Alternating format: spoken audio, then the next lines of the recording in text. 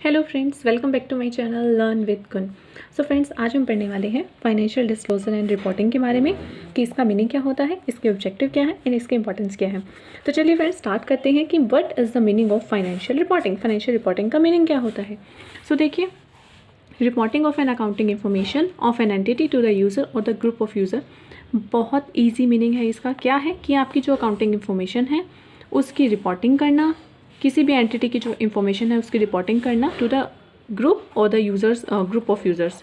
ठीक है, मतलब कि आपको पता है अकाउंटिंग यूजर बहुत सारे होते हैं। कौन कौन से होते हैं, you know about that. They are the some internal users and there are some external users like government, like competitor, आपके सप्लायर्स हैं, आपके कस्टमर हैं। तो ये सारे क्या होते हैं, ये सारे यूजर्स होते हैं। हमने 11th-12th में इस चीज़ को पढ़ा था। तो इन सबको अपनी इंफॉर्मेशन देना, ये क्या होता है, फाइनेंशियल रिपोर्टिंग होता है। सिंपल। नेक्स्ट देखिए, financial reporting is the financial result of an organization that are released to the public. ठीक है, इतनी ईजी सी बात है। किसी भी ऑर्गेनाइजेशन का फाइनेंशियल रिजल्ट क्या रहा एट द एंड, सारे आपको पता है कि प्रॉफिट लॉस निकालते हैं, तो वो क्या रहा और भी उसके अलावा काफ़ी सारी चीज़ें क्या रही, उसे पब्लिक को बताना, ये आपका फाइनेंशियल रिपोर्टिंग होता है। Okay, that's very simple. Next देखिए, this reporting is the key function of controller. यानी कि जो आपका फाइनेंशियल कंट्रोलर होता है ये यही काम करता है, किस चीज़ का, फाइनेंशियल रिपोर्टिंग करने का। So this is the meaning of financial disclosures and reporting. आगे देखिए, किसी भी इंडस्ट्री में, चाहे वो मैन्युफैक्चरिंग हो या वो सर्विस इंडस्ट्री हो, एक बहुत सारे डिपार्टमेंट होते हैं। आपको पता है कि बहुत बड़ी जो इंडस्ट्री होती है उसमें सारे डिपार्टमेंट होते हैं, जैसे कि सेल्स डिपार्टमेंट है, परचेज डिपार्टमेंट है, और भी बहुत सारे हैं ना। सो इन डिपार्टमेंट की जो फंक्शनिंग होती है मे और may not interdependent, but at the end of the day they are interlinked together with one common thread, accounting and finance department. Listen, इसका एक बहुत ईजी सा मतलब क्या है कि ये देखिए, ये एक बहुत बड़ी ऑर्गेनाइजेशन है। ठीक है, इसके अंदर काफ़ी सारे डिपार्टमेंट हैं। तो ज़रूरी नहीं है कि ये एक दूसरे के साथ मिलकर काम करें या अलग होकर काम करें। ठीक है, ये ज़रूरी नहीं है, but at the end of the day ये सारे एक दूसरे के साथ इंटरलिंक होते हैं। कैसे, जस्ट लाइक ये सेल डिपार्टमेंट है, इसमें कितने की सेल हुई, क्या है उसका प्राइस रहा था, क्या सेल हुई, ये किसका वर्क है, ये आपके अकाउंटिंग से रिलेटेड है, अकाउंटिंग एंड फिनेंस डिपार्टमेंट से रिलेटेड है। अब आप परचेज जो डिपार्टमेंट है वो कितने का माल परचेज कर रहा है, कब कर रहा है, कितनी फ्रिक्वेंसी से आ रहा है और किस रेट से आ रहा है, हम उसे आगे दूसरे उसमें कितने रेट पे सप्लाई कर रहे हैं। सो ये सारा काम भी है तो परचेज डिपार्टमेंट, बट स्टिल इसके अंदर कौन वर्क करेगा, ये सारा काम होगा आपके अकाउंटिंग डिपार्टमेंट का। सो इस तरीके से सारे डिपार्टमेंट जो हैं एक दूसरे के साथ लिंक होते हैं, किस डिपार्टमेंट की वजह से, अकाउंटिंग एंड फिनेंस डिपार्टमेंट की वजह से। ओके, सो देखिए आगे, the financial expect of each and every department are recorded and report to the various stakeholder. देखिए, वही सिंपल से इसका मतलब बात आ गया कि आपका जो हर डिपार्टमेंट का जो भी रिजल्ट है आप उसे रिकॉर्ड करेंगे और फिर आप उसे बताएंगे अपने वेरियस स्टेक होल्डर्स को। ओके, दो टाइप की देखिए डिफरेंट टाइप की रिपोर्टिंग होती है। कौन कौन सी, एक होती है financial reporting, here are stands for reporting, जो कि हम स्टेक होल्डर के लिए करते हैं, एंड मैनेजमेंट के लिए जो हम करते हैं वो होती है आपकी management reporting. Okay, here this is management reporting. Like जैसे कि आपकी सैलरी है, सपोज आपकी 50,000 सैलरी है, तो आप रिलेटिव्स को कुछ और बताते हैं एंड अपनी फैमिली जो भी होती है आप उसे कुछ और बताते हैं। Okay, it's just kidding. इसी तरीके से जो भी फाइनेंशियल रिजल्ट रहे स्टेक होल्डर्स को, यानी कि उन्हें दिखाने के लिए हम अलग अपनी रिपोर्टिंग तैयार करते हैं, उसे फाइनेंशियल रिपोर्टिंग कहते हैं, और जो मैनेजमेंट अपने यूज़ के लिए करते हैं उसे मैनेजमेंट रिपोर्टिंग कहते हैं। सो यहाँ जो हम जिस मीनिंग की बात कर रहे हैं वो है आपका फाइनेंशियल रिपोर्टिंग, यानी कि जो किससे रिलेटेड है, जो भी रिजल्ट हम स्टेक होल्डर्स को दिखाते हैं उसको किस तरीके से रिपोर्टिंग की जाती है, जो रिजल्ट निकाला जाता है वो होती है फाइनेंशियल रिपोर्टिंग।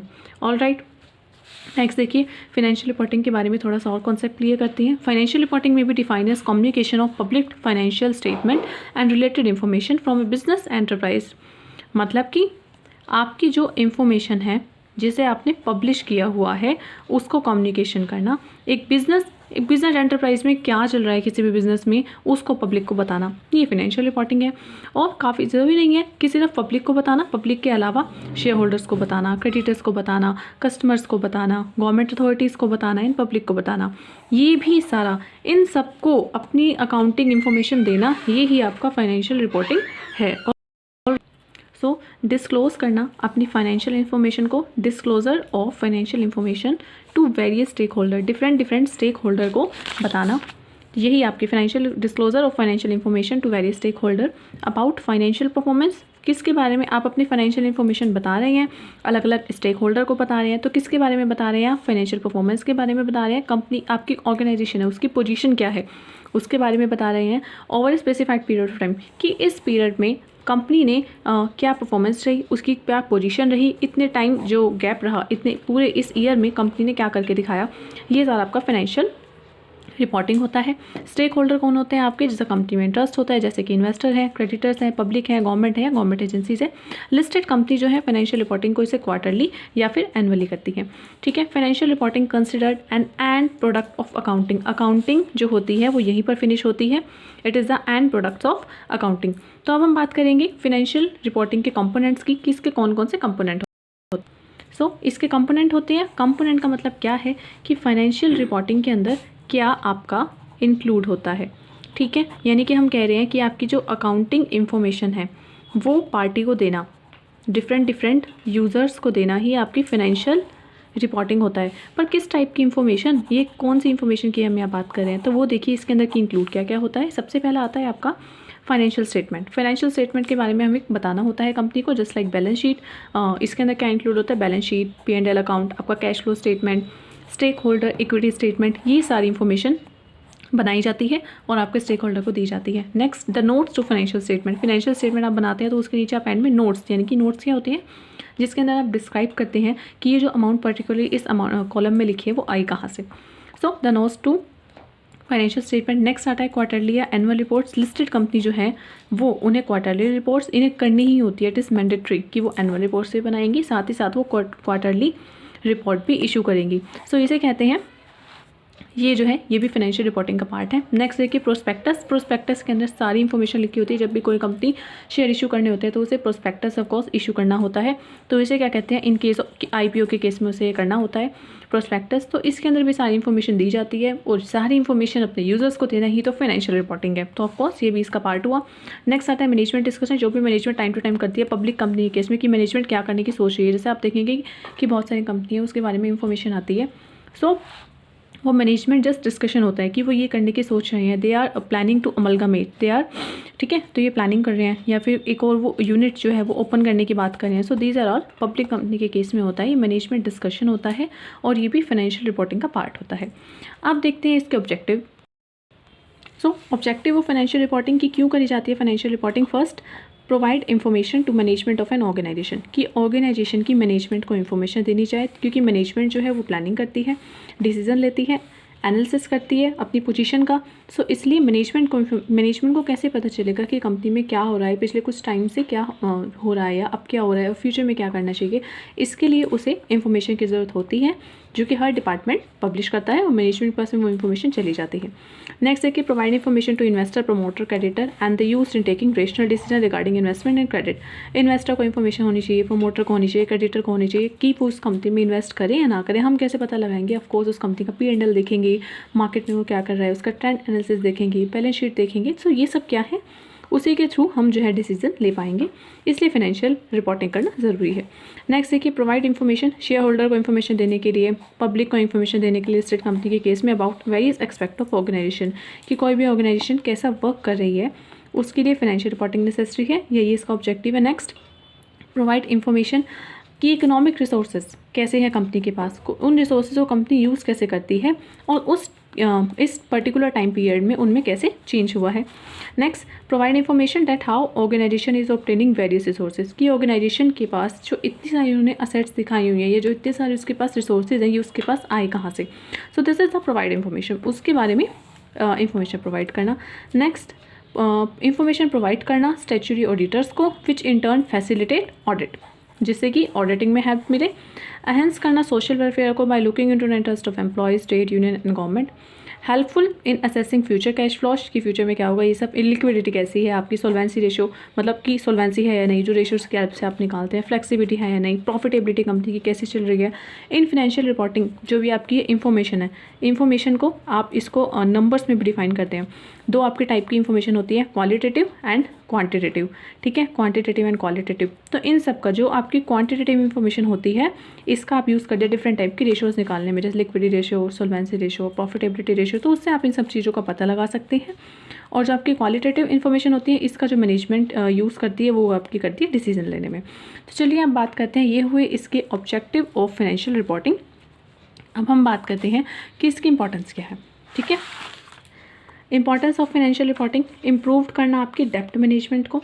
नेक्स्ट, मैनेज करना अपनी लाइबिलिटीज़ को, कि कोई भी कंपनी है वो कैसे अपनी लाइबिलिटीज़ की मैनेज करेगी, जैसे कि लाइबिलिटीज़, उसका जो बिज़नेस के लिए उसने लोन लिए हुए हैं वो लोन को कैसे मैनेज करेगी, जो उसकी क्रेडिट उसने लिया हुआ है उन सबको कैसे मैनेज करेगी, होता है लाइबिलिटीज़ को मैनेज करना। नेक्स्ट आता है रियल टाइम ट्रैकिंग करना, यानी कि लिक्विडिटी को मैनेज करना बहुत मोस्ट इंपॉर्टेंट होता है, कि आपके पास एक्सेस कैश भी नहीं होना चाहिए और आपके पास लैक ऑफ कैश भी नहीं होना चाहिए। एक आइडियल लिक्विडिटी को मैनेज करना इंपॉर्टेंट होता है, तो यही होता है रियल टाइम ट्रैकिंग में।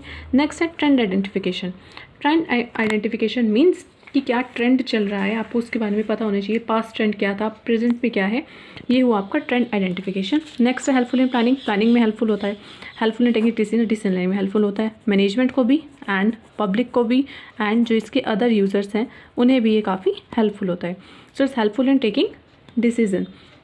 नाउ देखिए, फाइनेंशियल रिपोर्टिंग इम्पॉर्टेंट फॉर किसके लिए सबसे ज़्यादा इम्पॉर्टेंट है, फॉर इम्प्रूव्ड विज़न को इम्प्रूव करने के लिए, टैक्स पर्पज़ के लिए, इंटरनल मैनेजमेंट को चाहिए डिसीजन लेने के लिए, कैपिटल को रेज करने के लिए, कंपनी के लिए, इन्वेस्टर के लिए, शेयर होल्डर के लिए, इन सबको फाइनेंशियल रिपोर्टिंग की नीड होती है। ओके, सो आज हमने पढ़ा फाइनेंशियल रिपोर्टिंग के मीनिंग, उसके ऑब्जेक्टिव एंड उसकी इंपॉर्टेंस के बारे में। चलिए साथ ही साथ देख लेते हैं कि इसके अंदर डेवलपमेंट्स कैसे हुए थे, डेवलपमेंट इन फाइनेंशियल रिपोर्टिंग। सो 1973 में सबसे पहले ट्रू ब्लड रिपोर्ट आई। डेवलपमेंट्स का देखिए क्या मतलब है, कि फाइनेंशियल रिपोर्टिंग करना स्टार्ट कहाँ से हुआ, क्या इनका कॉन्सेप्ट रहा, ये कहाँ से आई। सो ये होता है आपका फाइनेंशियल रिपोर्टिंग कहाँ से स्टार्ट हुई। सबसे पहले 1973 में फाइनेंशियल रिपोर्टिंग को बताने के लिए ट्रू ब्लड रिपोर्ट आई थी, ऑलरेडी डिस्कस है, लिंक आपको आई बटन में या डिस्क्रिप्शन बॉक्स में मिल जाएगा, प्लेलिस्ट का भी मैं दे दूँगी, आप जाकर चेक कर सकते हैं। 1973 में द कॉर्पोरेट ब्लड रिपोर्ट आई थी। 1978 में FASB ने रिपोर्ट दी थी, then stamp report, then ASB report, then ICI report, then annual reporting used widely for financial reporting. और अब आपको सबको पता है कि एनुअल रिपोर्टिंग जो है, यानी कि eight the end of the year her company को रिपोर्टिंग करनी होती है, जिसे फाइनेंशियल रिपोर्टिंग कहते हैं। सो ये सब थी जो इसकी डेवलपमेंट थी, इसमें से मोस्टली की वीडियो ऑलरेडी है, आप विजिट कर सकते हैं प्लेलिस्ट पेज पर। एंड प्लीज़ वीडियो पसंद आए तो सब्सक्राइब करना बिल्कुल मत भूलना। Till then stay tuned, bye bye, thank you.